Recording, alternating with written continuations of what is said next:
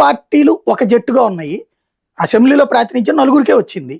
నలుగురిలో ముగ్గురు ఒకే కూటమి కింద ఉన్నప్పుడు మిగిలింది నేను ఒక్కనే కాబట్టి నాకు ప్రతిపక్ష హోదా ఇవ్వండి అని అడిగాడు.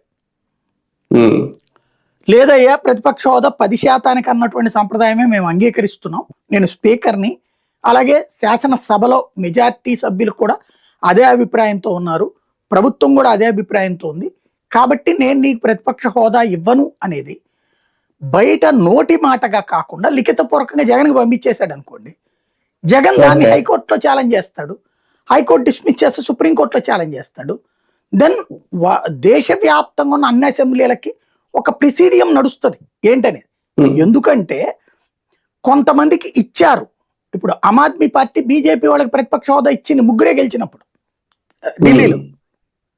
మరి రాజ్యాంగం ప్రకారం వాళ్ళకి ఎందుకు ఇవ్వలేదు, ఎందుకు ఆపలేదు అక్కడ? అలాగే పి జనార్దన్ రెడ్డికి ప్రతిపక్ష హోదా ఇవ్వబడింది ఆ రోజున. ఏది ఎన్టీ రామారావు దగ్గర నుంచి పార్టీని తీసుకున్నప్పుడు అప్పుడు 26 మంది గెలిచింది కాంగ్రెస్ తరఫున, 292 కదా అప్పుడు, 30 మంది కావాలి 10% అంటే. కానీ అప్పుడు ఇచ్చారు, ఏది చంద్రబాబు గారు వచ్చాక. ఎన్టీఆర్ గారు ఉన్నప్పుడు ఇవ్వాల, చంద్రబాబు గారు వచ్చాక ఇచ్చారు. అయితే వీళ్ళు ఏమంటారంటే ఆయనకి ఇచ్చింది ప్రతిపక్ష హోదా కాదు, వాళ్ళ పార్టీ నాయకుడుగా అంటారు.